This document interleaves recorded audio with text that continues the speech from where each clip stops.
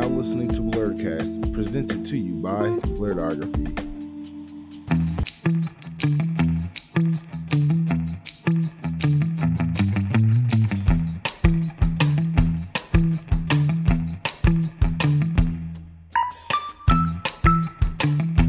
So for people that want to be a voice actor, what is some advice that you could give them, and like how can they practice when it comes to like emotional scenes and doing all types of stuff like that? Yeah, that's a great question. There's so many different ways that you can make it happen. I think we live in a time where you could do things like TikTok, you could do things like YouTube, you could also go a more traditional route, which is like just coming up through some acting classes. I think for people who are trying to get into the industry, the thing that they see is stuff like this. They'll see actors at like conventions, they're like, I want to do that, but they forget that it all starts with acting. All starts with acting. It doesn't really matter what kind of acting you do. If you want to do theater, if you want to do on camera, if you want to do specifically voiceover classes, it all comes down to just being a good actor and working on your craft, which is, that's what they say. It's always a little cheesy to me. It's like, but yeah, working on your craft, like practicing, learning how to do that. As you become an actor and as you take more acting classes, I always say being an actor is like going to therapy all the time, because you're forced to face a lot of things that you might, issues you might have, things that you need to work on, whatever, as you explore like being able to release emotions when you are working on scenes and stuff like that. So for someone who's wanting to come up, there's an amazing website called iwanttobeavoiceactor.com. D. Bradley Baker, who is a legend in the VO industry, created that website. It has a plethora of information on it. It's an amazing resource for people, whether you're like just trying to break in, you're slightly established, or you're well established. There's lots of good reminders on there. But yeah, it all comes down to acting. So if it's something you're wanting to do, go get in some acting classes and kind of go from there, I would say. Yeah. Appreciate it. Of course. How you doing? What's up, man? I'm good. Thank you, by the way, for coming to MomoCon. This is Glenn Malone with Complete Nerd Authority. The question I have for you is, what was your experience with Jujutsu Kaisen? Like, how was that for you? My experience on JJK was amazing. It's like a multi-part answer, I guess. We started recording Jujutsu Kaisen in October of 2020, so pandemic was like going hard. We were not recording in studios. We were recording everything from our homes. So it was a very unique experience. Jujutsu Kaisen was also the first anime I had ever done. So my first time in that genre. Only my second anime audition. I've been voice acting since the late 90s, but and done many other animated series, but this is my first anime. So new genre during a pandemic. We were all required to be our own home engineers, so like adjusting audio levels and stuff like that. It was with a new studio, it was with a new director, so I had a lot of like stress going into the first season. I'm not really too affected by like pressure or hype for series. I don't listen to the noise like as far as that goes. I know JJK had a lot of hype coming into it. I try to block that out and not, get too excited about that kind of stuff. But yeah, it's amazing. JJK is a unicorn project, which means it's unique. They don't come around very often. Not only is it juicy in terms of like the thing I get to act, like there's a lot of stuff to sink my teeth into. The character's amazing. The story's really good, so I like it. Like it's fun to act, something I like. And then the other thing that makes it a unicorn show is the fan response. So it's a massively popular show. So I'm kind of getting to experience the series on a lot of levels, which is really cool. So yeah, it's been wild. And it's crazy to think for a character like Yuuji, who wasn't in the movie, the only thing that fans have interacted with, if they're anime only, like obviously there's the manga, but if they're anime only, is the first 24 episodes. And that ended in May of 2021. We're like 2 years apart from that. And the fan reaction is only getting stronger as we go on. So I don't know if you guys remember, like My Hero Academia didn't really pop off until season 3. And we're only in season 1, and it's already crazy. So I'm grateful. I'm very, very grateful. Like I said, I've been doing this a long time. I've had nothing. So I'm very much enjoying the craziness that is the love for Jujutsu Kaisen. So yeah, appreciate the question, man. Thank you. What's up, man? How you doing? Good. My question: what anime world would you want to live in, and why? What anime world would I want to live in? I gotta go for something like mellow. I'm gonna take. I bet. Did you ask KG the same question? No, I did not. You didn't? You're the first one to get it. Well, I'm gonna steal his answer for what I know that KG would have said. Food wars. I just want to eat. I just want to eat food. I don't want curses. I don't want someone trying to kick my butt. You know what I mean? Like I just want some. I want an easy life. I just want to eat. You know. That's my answer. Of course. How you doing, JB? JB versus the world. What's up, man? Quick question. Yes. I see you did Star Wars: The Clone Wars. Yes. When did you fall in love with Star Wars? When did you fall in love with it? How? Who's your favorite character? Okay, so there's two things I always wanted to do since I was a kid. That was martial arts and be an actor.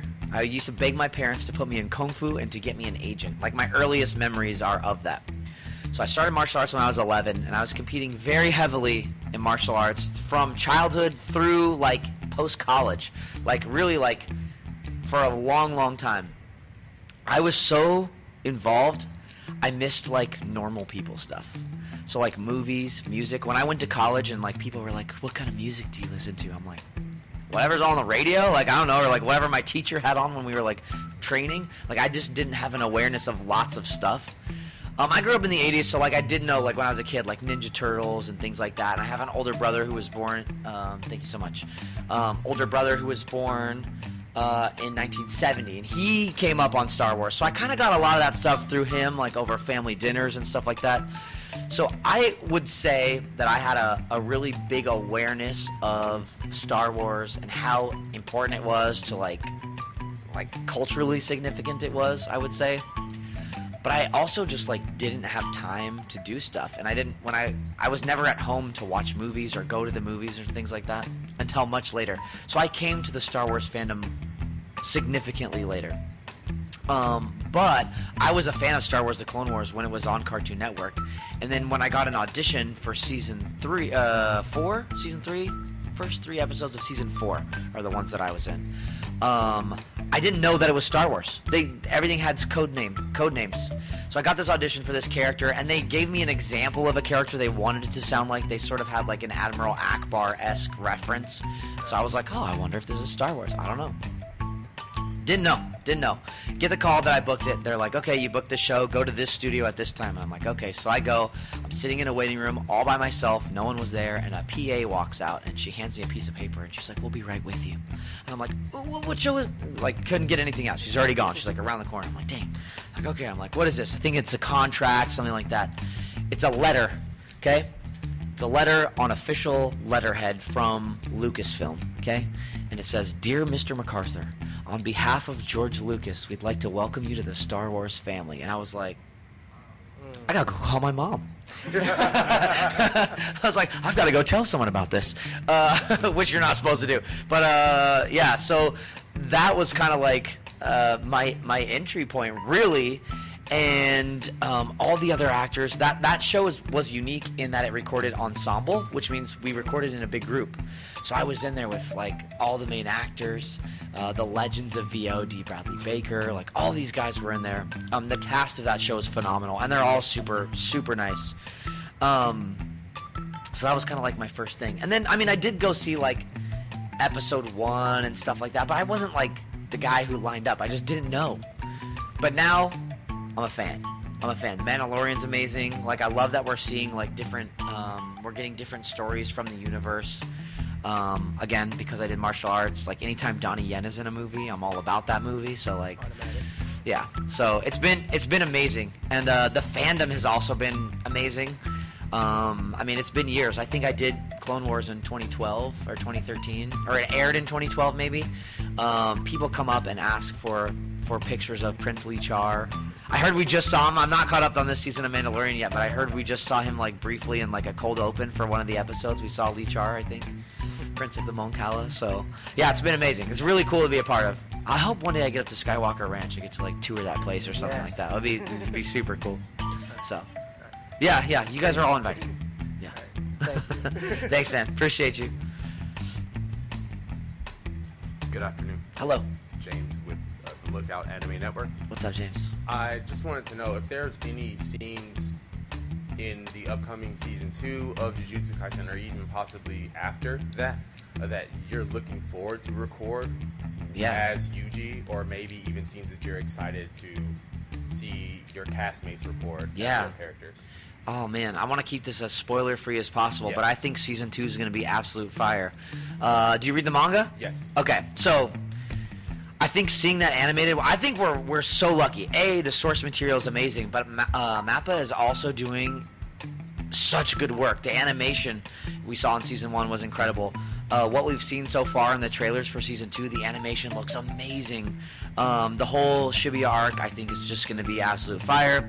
We're going to wreck people. If you're anime only and you're watching this, I've been telling people that I've been calling it season 2 Jujutsu Kaisen, just because you're going to get jacked up. It's going to be amazing. So I would say Shibuya, like all of Shibuya, for both reasons, for things that I'll get to do as an actor, that I'll get to see finally animated, and that I'm excited to see from my castmates. Yeah. I think it's going to be pretty amazing. So yeah, I'm excited to see it. looking forward to it. We don't have to wait that much longer. Yeah. I saw a tweet yesterday. It was like 40 days till season 2. I'm like, let's go. July's right around the corner. Huh? July's right around the corner. Yep. Take care. Thanks, man. Appreciate it. Hey, how you doing? What's up? So a few years ago, I got snowed in at an airport, and I ended up watching 8 episodes of Star vs. the Forces of Evil, show Amazing. I'd never heard of before. Amazing. Trapped in the airport hotel. Okay. I actually really enjoyed it. Not somebody who watches shows like that typically, but I noticed that you guys had this like amazing chemistry between you and the lead actress whose name is escaping me. Eden Shear. Yeah. Did you guys like do that together in the same room, or what? So we didn't. We actually recorded most of the episodes of Star. We did 4 seasons. Each season was, it was like 52 episodes, but like they showed the episodes were 11 minutes, so it was like 2 episodes, so it was 26, like airings. Our first 2 episodes we recorded together, and the finale we recorded together. But every other episode, all other 200 whatever it is episodes, we did separately. But from the first time we met, it was just, I think that is why we both got cast.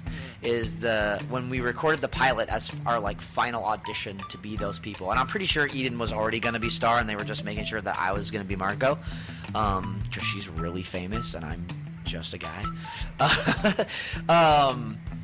We had so much fun in the booth, and what was really cool was Eden is known for playing Sue Heck on The Middle, which was a wildly popular sitcom on ABC at the time. And I came in and I was like, have you done this before? Like, have you been on anything? And she's like, this is my first voiceover thing. And she was actually like a little bit nervous, and she kind of expressed that to me. And when I heard that, I was like, you know what?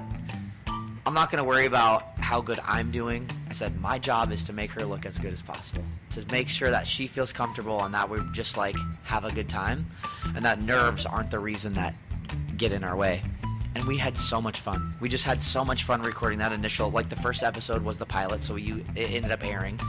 And we recorded that together. So, yeah, I think a lot of that is a testament to the casting directors at Disney TVA, TV Animation. They're all really sweet people. They're amazing. They're really talented and good at their jobs. And it's their job to pair people together that they know are going to fit well together. The rest of the episodes of the show had amazing guest stars and things like that, and I do think that like everything really just like was operating on like a really high level as far as like chemistry goes. So yeah, I'm glad that you picked up on that. It bleeds through, man. It's yeah, good. I appreciate that, dude. Thank you so much. How you doing? What's up? Adrian from the Lookout Network as well. Nice to meet you. So I see that you recorded Chifuyu from Tokyo Revengers. Tokyo Revengers, yes. What are your thoughts on the series, and what was the experience like recording for that?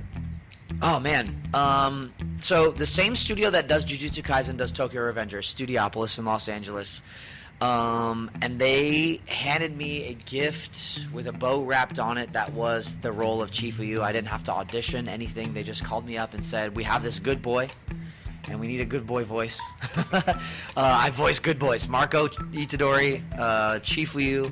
They're all really, really good, solid, like loyal friends. I'm really lucky that I get kind of typecast as that. But it was amazing. Tokyo Revengers was one of those ones, I wasn't watching it when I got offered the role, so I was like, oh, I gotta get caught up. And also, I'm 100% honest to a fault, so don't be shocked when I say this.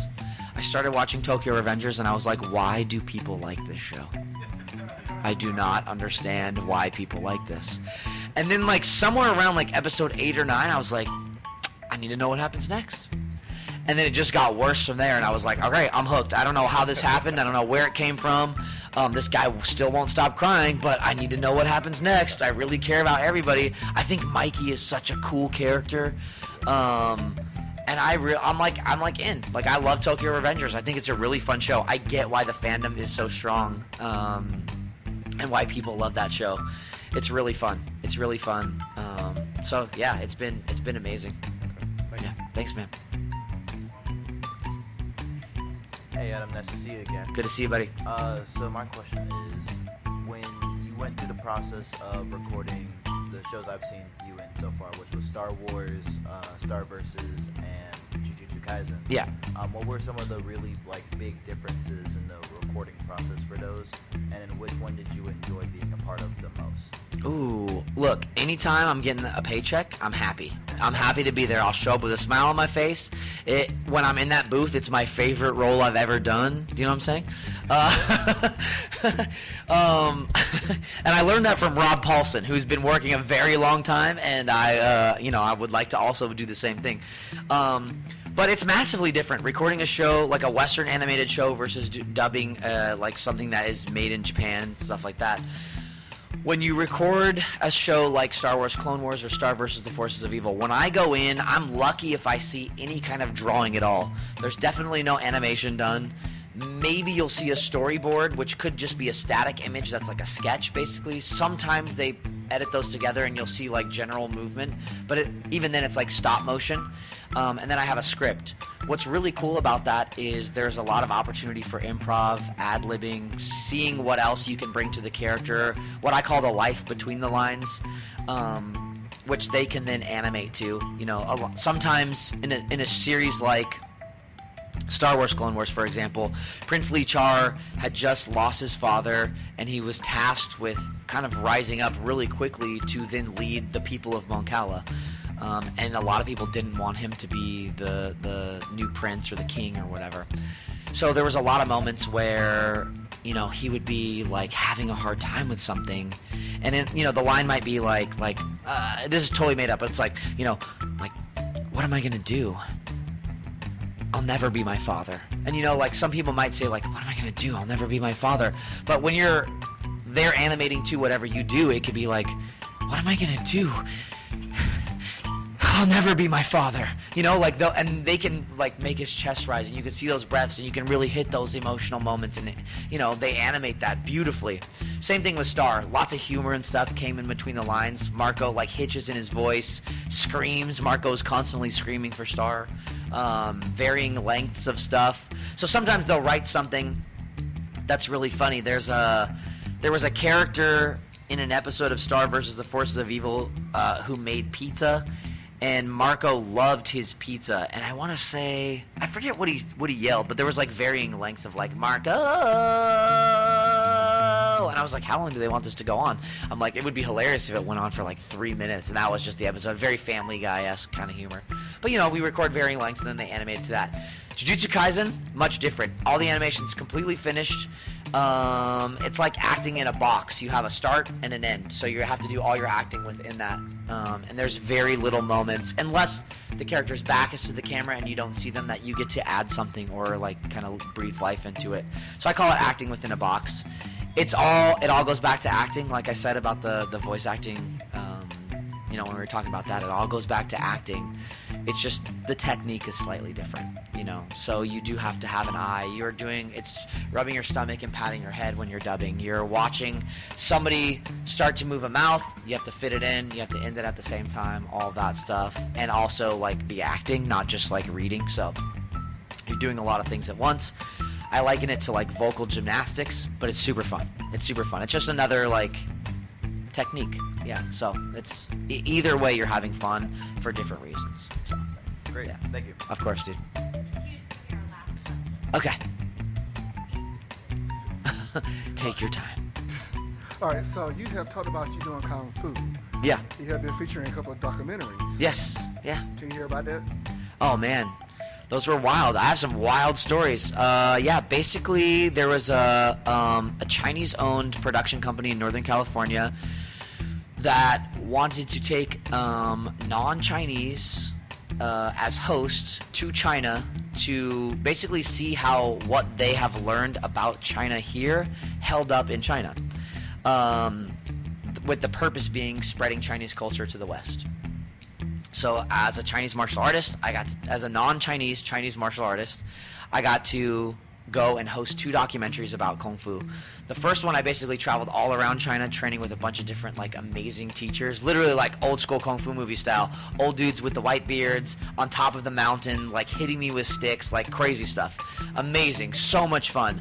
I've had some of the best food I've ever had during that time, where like these people would I'd be in like a remote village and they would open up the door to their back, like to the back field, and they would go and pick vegetables and like cook it in a giant pot. Literally old school stuff, not in any of the major cities. That was amazing.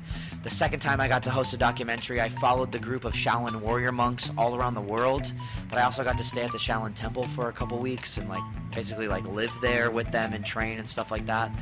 That was amazing. As a part of that documentary, I got to go with those warrior monks to Russia for a Russian military festival. I don't know if anyone's been to Russia. It's a little scary. It's a little freaky. Moscow specifically. I was in Red Square. I got to tour the Kremlin, which is basically like the Russian White House. I got kicked out of the Kremlin because the patriarch of the Russian Orthodox Church, which is basically like the Pope in Russia, found out I was American. And I got escorted, both my arms grabbed by like Russian Secret Service, and escorted out of the Kremlin and kind of just like thrown out. I was scared, most scared I've ever been. I literally had the thought of like being grabbed by both arms and walked out of this room that I was in, which like I'm pretty sure like no other American has ever been in. It was a room made of complete gold. Like the walls were gold, the pillars were gold. There was a throne that this dude sat in. It was freaky, guys. It was freaky. I was thinking in my head, I'm like, why am I here? Why am I here? And then I got grabbed and was escorted out. I was like, I don't know if I'm gonna die. Like, am I, like, legitimately, I was like, am I dying in Russia? Like, is this it? You know? And they just, like, escorted me out. It's like, it was fine. But still, I also think, like, it's hard to know, like, is the information that I've been fed my whole life, is it real? Are they actually nice? But no, like, you don't smile at anybody. I smile at people all the time. I walked in and smiled at a dude in a suit with, like, his hand on his thing, like, talking to someone. I was like, huh? And he's like, all right, don't smile at anybody. Don't want to die. So anyway, it was amazing. But I got to do a lot of martial arts stuff, so it was cool. Yeah.